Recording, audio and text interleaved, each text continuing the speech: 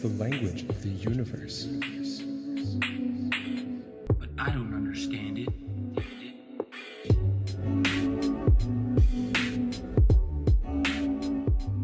Hello everybody and welcome back to another episode of the Math and Physics Podcast. I'm your host Parker.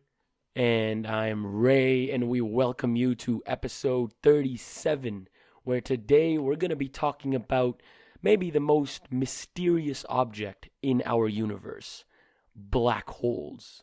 So black holes, I think, are a really cool topic. It's so cool, it's almost as cool, if not just second, to the Big Bang. One of the most important objects in our universe. And today we're just kind of going to break it down, how they form, what they are, and why they're so cool. Exactly.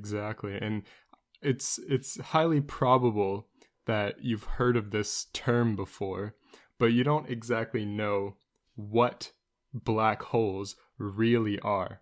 Hopefully we're going to break that down today and just have a really awesome conversation. Before we do get started, though, with the contents of this episode, we have a couple of announcements. So this episode is going up on a Monday.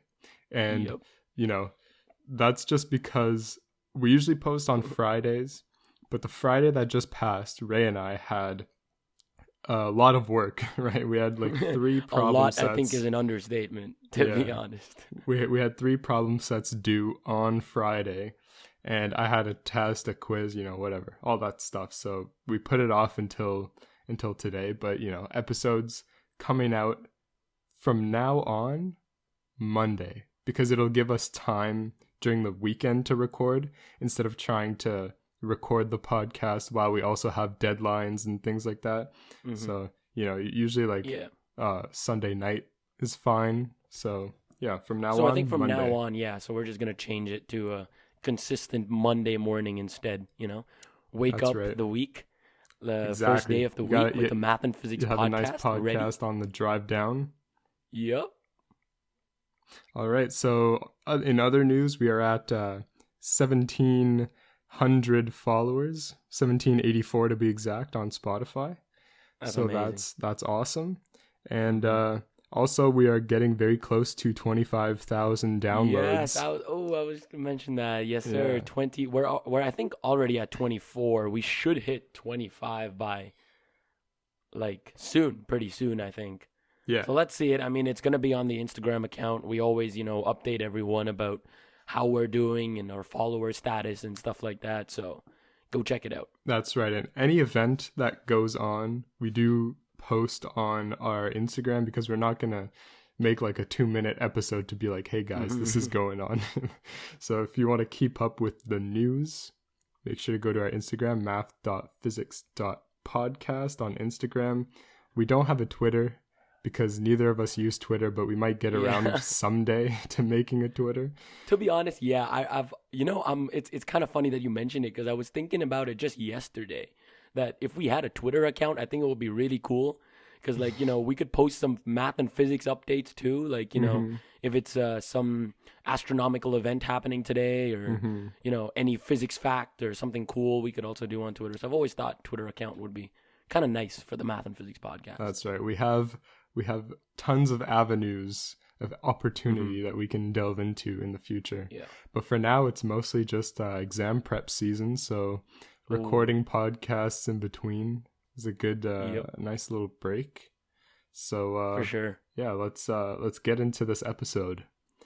All right. Black holes, everybody. Okay, so first of all, to put it simply, okay, a black hole is just a lot of mass compressed in a very small area or space, right? So I'm pretty sure I've seen, this was like an Instagram post or something, so it might not be true, but I saw that if you take the Earth and you compress it into the size of a billiard ball. A marble, actually. A marble? Okay, well that's pretty close. Yeah. But if you compress it down to that size, which, is very hard to imagine, right? Like imagining the size of the Earth on its own is already very difficult to do, because, it's gigantic, and we don't realize how gigantic it is because we live our everyday lives just walking around. It appears flat to our eyes, right? So we don't really think about the fact that if the Earth was a giant glass ball, you'd be able to look across, you'd be able to look down and across to another country underneath you. But the problem is it'd probably be way too far, and you wouldn't even be able to tell that anything is there anyways. The point I'm trying to say is that the Earth is gigantic, but if you could just imagine all that mass being compressed down to an object that you can hold in your hand, that would create a black hole. Yeah. And so for an actual mathematical value, quick fact actually. So when I was really, intrigued with like all black holes and astrophysics and stuff like that, I was doing this one lesson where the exercise was to calculate the radius of the Earth at which it would become a black hole, and the actual value is 8 millimeters. So yeah, a marble ball is kind of something how you can think about it, but for those number guys out there, 8 millimeters, the entire Earth's mass in a size of 8 millimeters, and then it would become a black hole. That's I right. think that's pretty crazy. And so the reason why black holes are so interesting and mind-bending is because you actually can't see a black hole. Try to think about that for 1 second.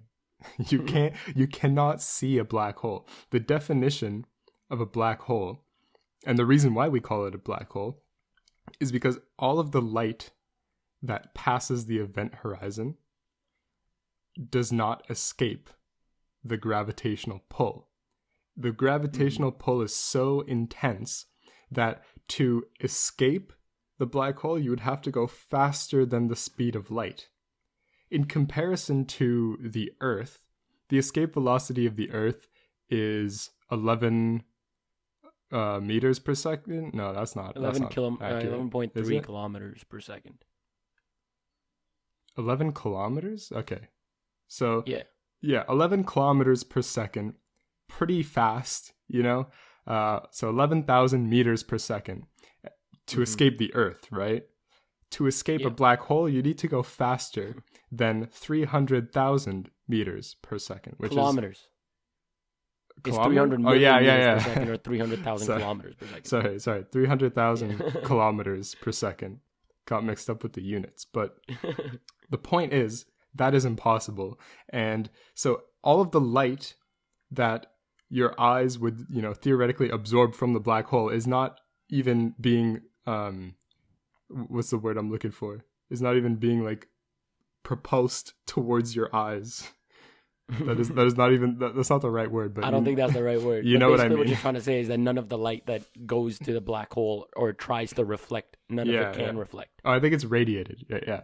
All of the light that would be radiated from the black hole does not even get emitted in the first place, right? And so what you actually see, like everybody knows about the black hole, the picture of the black hole, right? What you're actually seeing is light from other objects near, or not necessarily near, but also objects in the background that are being bent by the gravitational field of the black hole and then being sent into your eyes.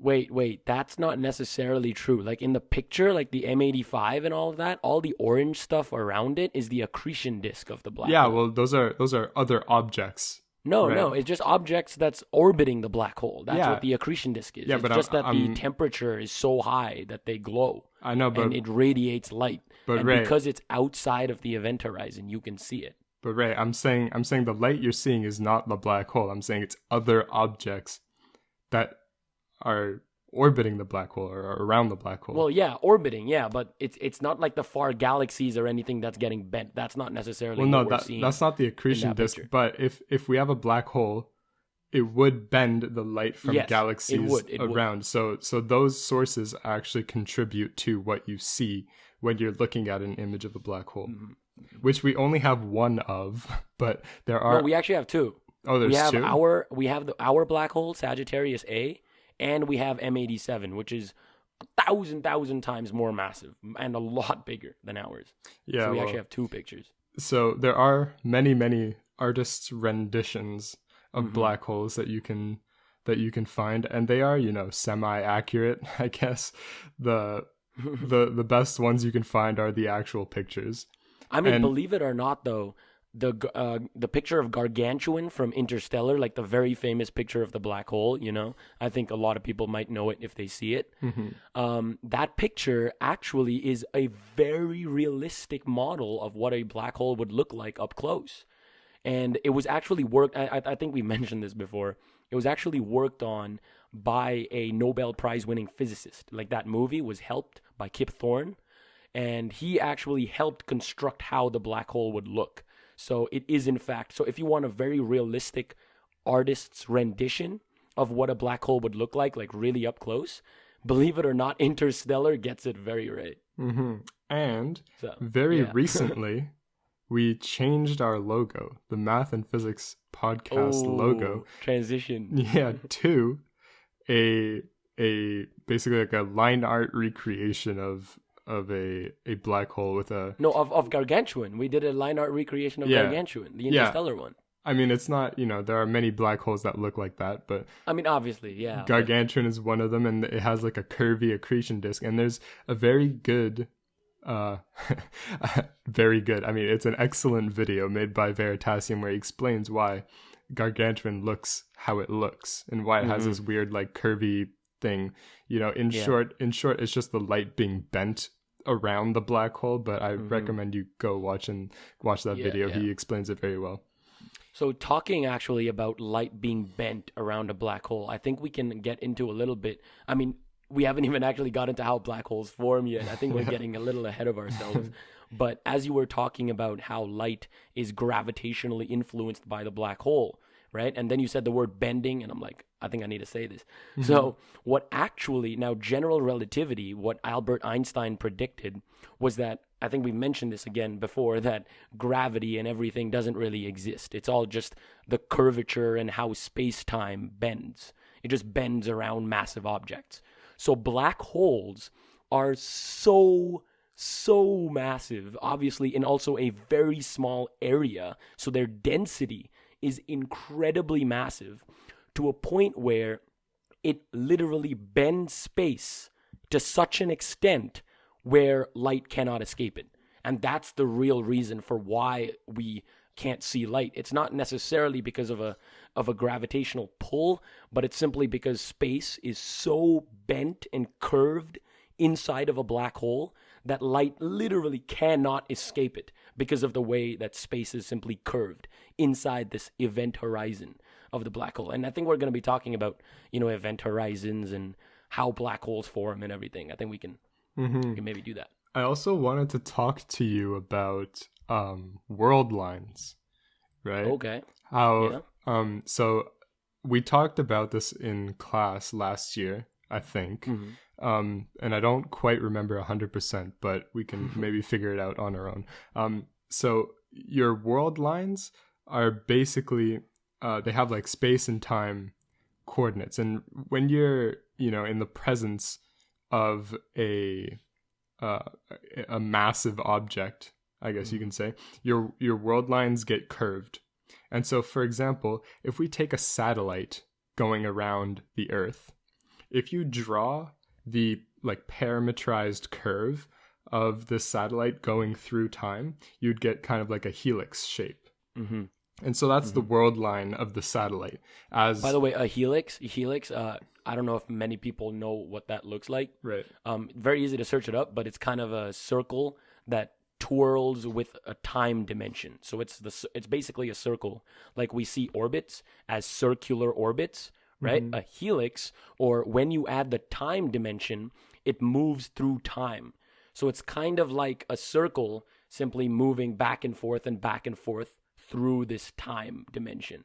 I mean, to be honest, I think a Google search of a picture would probably be better. I think a better explanation is just like, imagine you have a spring. That's what a helix looks like. Okay, to be honest, that's a much better explanation. Right. It's Yeah, just yeah, a for spring. And, as time goes on, it's just like a point going along the spring. So that's the helix shape. And so if you have a particle, there's like this beautiful explanation that we talked about for black holes, and how black holes kind of switch the space and time kind of like destination of your world lines. I'll elaborate, but basically, so for sure. So if you're, if there's a particle going about normally, or actually, I'll put it like this. Okay, so we have a person, right? And his experience is, right, he goes through time at a relatively, linear rate, just here on Earth. And all of his world lines point in the direction of time, right? And it doesn't matter where he goes spatially. His fate lies in where his time world lines point. But now, if we flip the script, right? If he goes near a black hole and he goes into that black hole, that fate basically switches. It doesn't matter what happens to his time. All of his spatial world lines point into the black hole, and there's no way to reverse that, right? So, when you're just living life normally, you're dependent on your time. And then when you get close to an anomaly, like a black hole, a physical anomaly, those roles actually reverse, and now you are dependent on your spatial world lines. So I don't know if that was a good explanation. I mean, that was an interesting explanation, I think, with the world lines. I think that was definitely a very different, way of thinking about it. And again, I'm pretty sure we got like a very, very detailed, like comprehensive explanation of what I was actually trying to say, but I'm probably butchering it right now. But I don't know. Maybe you got an idea of what I was trying to convey there. Yeah, definitely, for sure. Okay, so I think what we can now move on to is something that we've both been definitely waiting for, right? How black holes form. That's right. I think that is the coolest part about black holes, right? So the main part to talk about when we're talking about black holes forming is understanding that there are mainly, I'm not saying there are, I'm saying mainly there are two classifications of stars, right? One, where the mass is relatively low, for example, like our sun, and that kind of ends up in what's known as a planetary nebula, which is basically as the sun continues on with its life, since its mass is not very, very high, it's not really going to collapse into something really tiny. So what happens is it sheds its outer layers into this huge kind of cloud of gas, which looks like a beautiful nebula. For example, the Orion Nebula, a lot of nebulae in the sky, pictures that we've seen, are basically just stars that have kind of emitted their outer layers, into space. And fun fact, go for it. The Orion Nebula is actually purple because of the ionized hydrogen that is present in the gas cloud. But continue, Ray. Yeah. So another classification of the star where the star is more massive than our sun. Usually there's no actual value. A lot of people say it's around 2 to 3 solar masses, but the idea is basically for very massive stars, when their fuel runs out in their core, once they're, kind of dying out, because of their mass, the gravity that's acting on that star is so immense that it basically collapses it such that it explodes into what is known as a supernova. Right now, the collapse, technically the explosion is due to simply the gravitational pressure on the outside of the star. And that causes these shock waves that go straight to the core. And when that happens, the core basically can't handle that much pressure and explodes. So when that happens, when the core explodes, basically the entire star explodes. And what happens is there is a remnant. The remnant, or what's remaining from the star, is known as a neutron star. From a neutron star, the transition to a black hole is kind of nice. Parker, I can let you take this. Yeah, so I think this is cool. The neutron star is actually being supported by neutron degeneracy pressure. And one thing that you forgot to mention, or maybe you didn't forget, but whatever. Yeah. After planetary nebulas, the stars actually go. So this is now in the in the category of low mass stars, right? That become like super red giants, and then they shed their outer layers, become planetary nebulas in this like colorful display, and then they go they transform into a white dwarf. And white dwarfs are supported by electron degeneracy pressure. And basically, when you become a white dwarf, you're pretty much just trapped as a white dwarf, right? Nothing really happens after that. You just lose your temperature. You become cooler and smaller over time until you just kind of like fade out. And when you are a higher mass star, sorry. Just a quick thing. When you were talking about electron degeneracy pressure, like I don't know if that's very understood. So just a small quick explanation before you continue.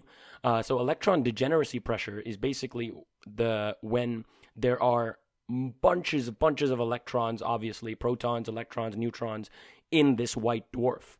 Now there is a rule in quantum mechanics known as Pauli's exclusion principle, which loosely states that two particles cannot have the same quantum state at the same time. Now, all that scientific jargon aside, what it basically means is that, for example, two electrons, which are two quantum particles, cannot occupy the same space at the same time. So, when Parker said a white dwarf is supported by electron degeneracy pressure, what that means is, yes, there's obviously gravity acting on it, but what is acting against the gravity? It is simply the Pauli's exclusion principle and the fact that two electrons are so squished together that they cannot get more squished. Because if they get more squished, they'll violate the exclusion principle, and that's just not allowed. So all of the white dwarf's power is basically coming from this simple rule in quantum mechanics. Pardon me, continue. Yeah, so I moved on to the higher mass stars, which you explained up to the neutron star. Yeah. Fun fact about neutron stars. This is becoming like an astronomy episode again. Yeah, it actually is. We're not really talking about black holes, but we're going to get there quickly. Just basically, in short, once you get to the neutron star, it's this crazy, super dense star that gets supported by neutron degeneracy pressure. It has an insane angular momentum. It's spinning very fast. It's very smooth at the surface. And when that collapses, that becomes a black hole. So black holes actually were predicted by Albert Einstein. Here's the insane thing that I think people need to really understand is that Einstein predicted that black holes would exist, and it was kind of a consequence of general relativity, right? He said, with my equations and postulates and all this stuff, it is possible that a weird object like this exists somewhere in the universe. Turns out they're pretty much everywhere in the universe. But the only real evidence that actually proved his claim came out in 2019.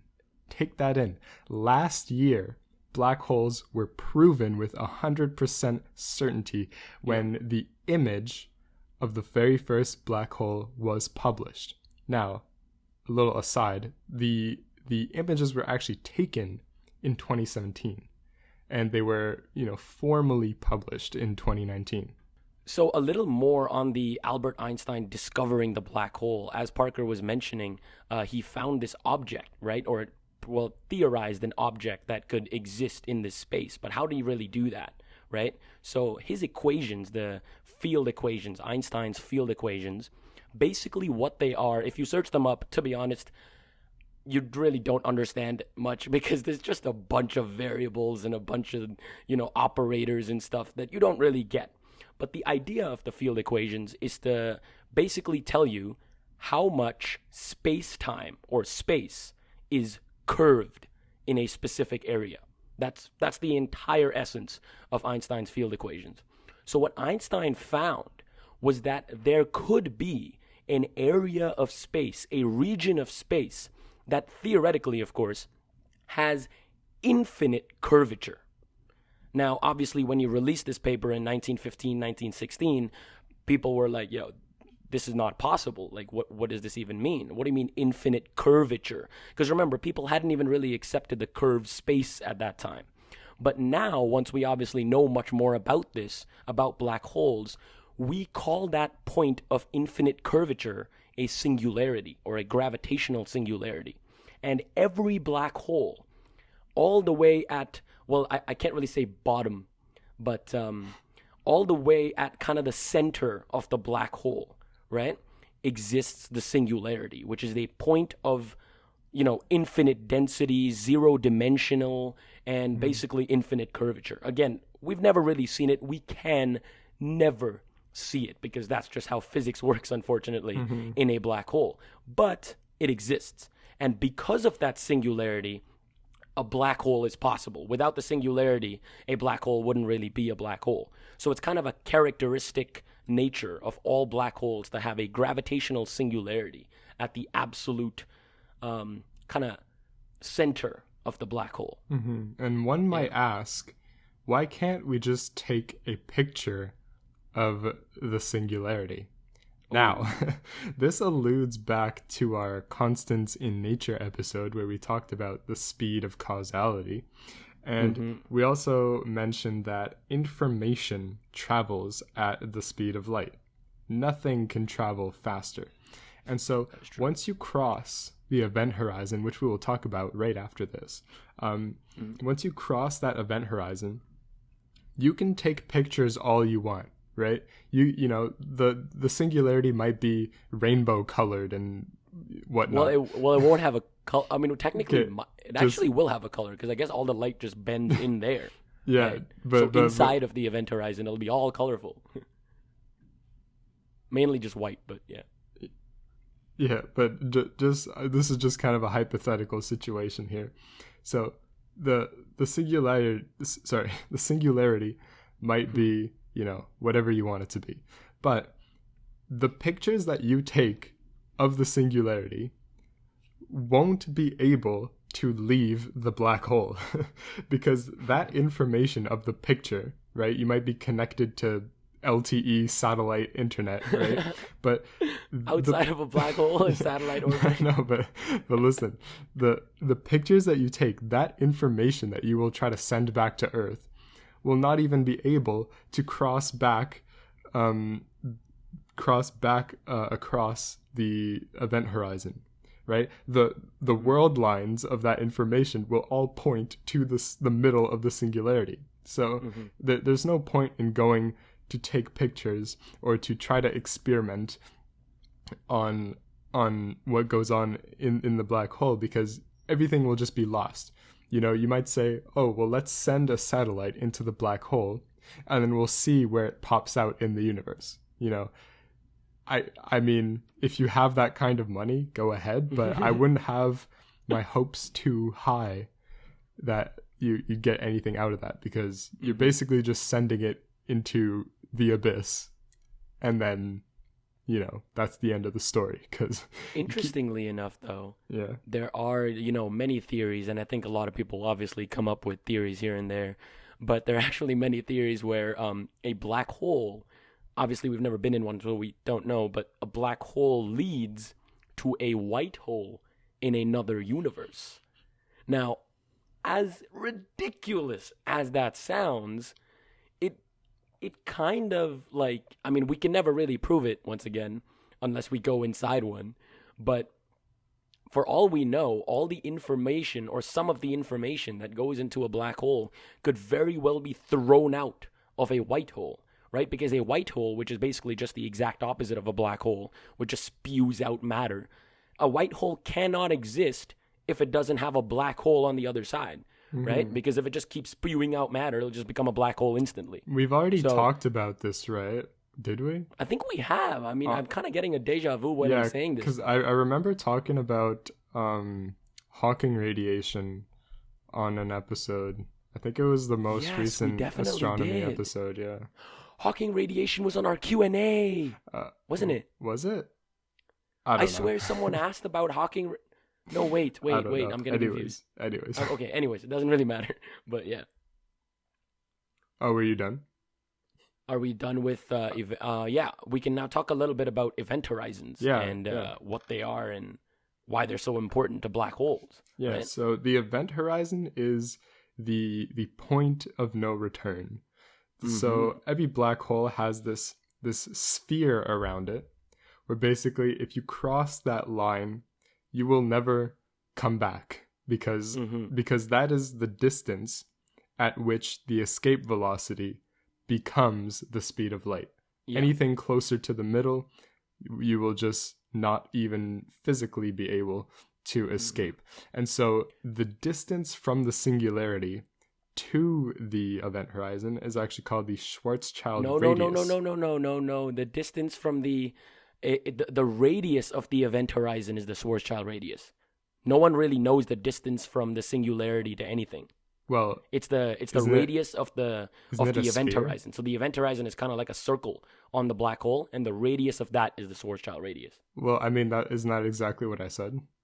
You said the distance from the singularity to the event horizon. The center. No, I said the singularity to the event horizon. No, that's just different because singularity is not.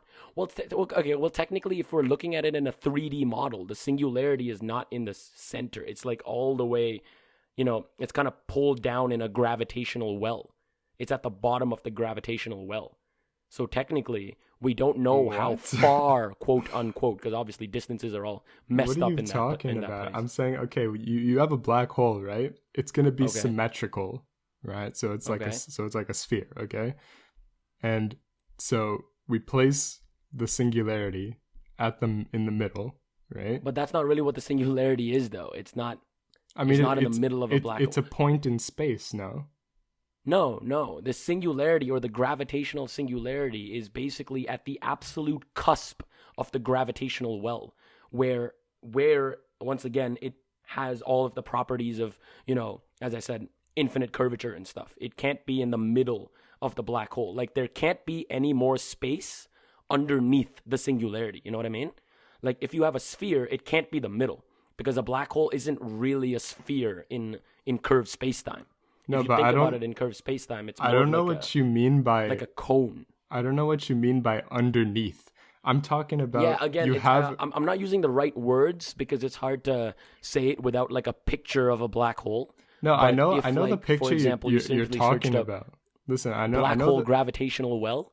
You'll understand it. But Ray, I know the picture you're talking about. It's where you have the thing that goes down to infinity. But that's not like that's like the. But that is where the singularity is. That's what I'm saying. The singularity is all the way at the bottom. But Ray, listen to me. I'm not talking about the curvature. I'm talking about the location in space, man. Like the singularity can't just be like nowhere.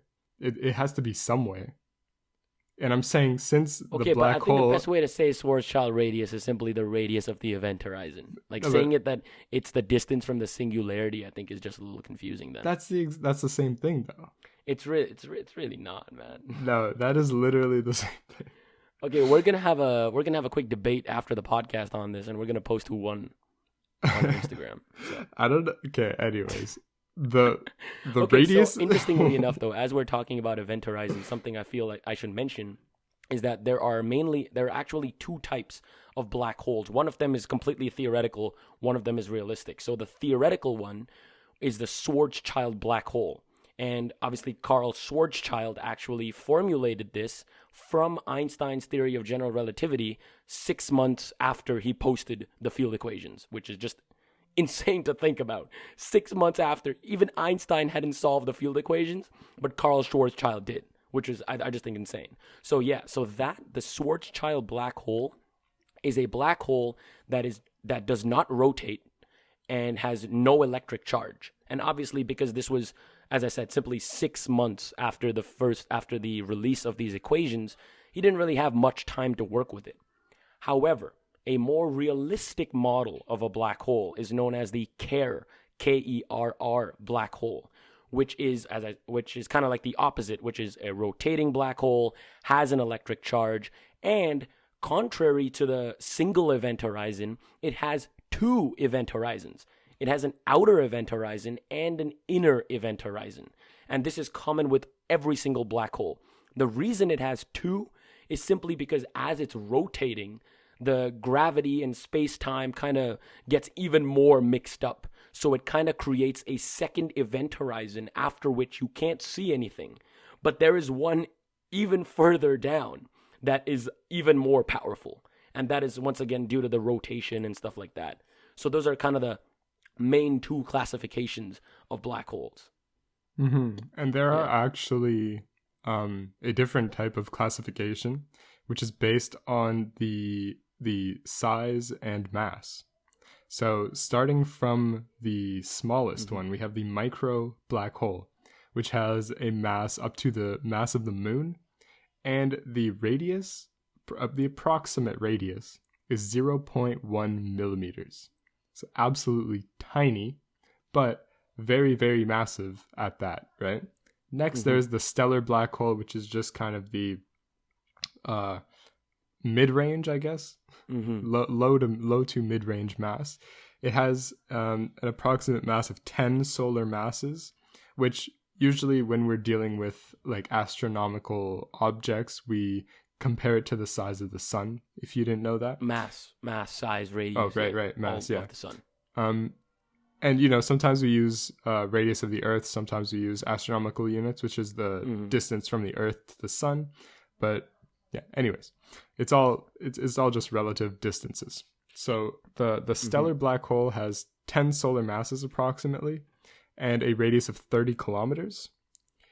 Next up, there's... And obviously it changes from stellar to stellar. It's just this is kind of on average. It's kind of like this. And so next up, there's the intermediate mass black hole, which is 1,000 solar masses and up to 1,000 kilometers in radius. And then finally, just picture that though. 1 minute. I mean, just picture that. Like the Earth's radius is 6,000 kilometers, and this intermediate mass is what? Sorry, what? How many solar masses? The mass is 1,000 solar masses. 1,000 solar masses in a radius or in a size 1/6 of the Earth.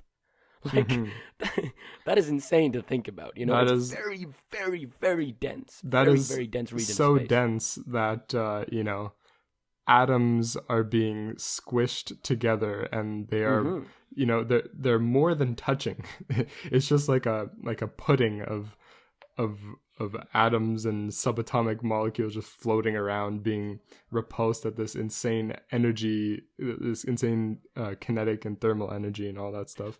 But interesting fact, though, even though all the atoms and particles and everything is all messed up in a black hole and it seems like it's completely squished together, even though Pauli's exclusion principle still holds. Now, you might be like, wait, that's impossible, right? Because all these particles are clearly squished together. Thing is, inside of a black hole, as I mentioned before, space is so insanely curved and so, you know, weirdly set that even though it may seem as if the particles are completely touching each other, they're actually not because of the curved space. So the electrons might once again seem as if they're basically having the same quantum number. However, due to the curvature of space, that is simply not true, and Pauli's exclusion principle still holds. So I think that that's pretty cool to think about, that, you know, this quantum mechanical principle still holds inside these crazy anomalies such as black holes. And isn't it true that physics still holds, right? Like the physics that we know still holds inside of black holes. I think to our knowledge, I believe so. Except at the singularity. Oh, of course. But I mean, technically, we do have, you know, black hole physics. Like general relativity is all about you know, black holes, because where Newtonian relativity, where Newtonian mechanics, you know, fails is at these places such as black holes, right? And that is exactly where general relativity absolutely shines, where, you know, when we're predicting these black holes. And general relativity not only predicted these black holes, but also predicted the gravitational waves that were measured in 2015. I don't think we spoke about it in this episode yet, but also due to a merger of two black holes, right? And those gravitational waves were also predicted, once again, by Albert Einstein, by stating that because space is curved, these waves, these gravitational waves, are not an object or are not actual waves, but they are the actual movement of space. And that is where the idea of gravity is not a force, it was kind of born. Because if gravitational waves and everything that gravity constituents of is simply movements of space-time, or in this case, movements of space, it can't really be something that, has a force-like property. Anyways, that's a whole nother video why gravity isn't a force. But talking about simply just general relativity with black holes, that's where it basically applies. Mm-hmm. Yeah. And so finally, we have gotten to the supermassive we didn't even black get hole. to it. True. This is the final class of black holes, the supermassive black hole, and it has a mass approximately, from 100,000 solar masses all the way up to 10 billion solar masses. Oh my. And the radius can range from 1/1000th of an astronomical unit, which is, wait 1 second, one astronomical unit is 150 million kilometers. I'm not certain. Anyways, something like that. It's some lot of mass in a small space is basically it. Yes, and 10 billion solar masses, very, very hard to imagine. Oh my. And get this, 400 astronomical units is Pluto's orbit is 40 astronomical units. Ooh. So 10 solar systems. Yeah, so the radius of this black hole is 10 times larger than the orbit of Pluto. Again, that's on average, right? On average, yeah. Yeah. And the images that we saw that were published in 2019, both of them were actually supermassive black holes, right? Now, at the center of every single big galaxy is a supermassive black hole. That's just simply a fact because kind of the black hole regulates a lot of the galaxy. Also, dark matter and everything plays a role into it, but a big galaxy most likely will have a supermassive black hole at the center. Mm-hmm. So Sagittarius A, for example, that is the supermassive black hole at the center of the Milky Way, it's quite large. It's okay, but the other black hole that we observed, which was M87, was absolutely ginormous. It had a mass equal to 6.5 billion suns, and only had a 38 billion kilometer radius. And people just, it's just amazing to think about how these objects can even exist in the first place. But I believe M87 was imaged slightly before Sagittarius A. I could be wrong, but I believe it was the actual first image that we saw, like directly saw. So the conclusion of this episode is that we are all stars. Yeah. And, I am a star. You are a star. The Earth, if it was big enough, would be a star. Yeah. And if our sun was big enough, would be a black hole. So that is true. we hope you enjoyed this episode. I think this episode on was black cool. holes. Black holes is definitely a cool topic. If you guys want us to talk more about it, just send us an email, tell us what to do, and I think Parker's got you with the details. That's right. You can always send us a DM on Instagram at math.physics.podcast, or you can send us an email at uft.math.physics@gmail.com. If you have any recommendations, etc., comments, compliments, whatever you want, you can hit us up. Also, if you haven't followed us yet, make sure to hit the follow button on Spotify, Apple, subscribe on YouTube, whatever floats your boat.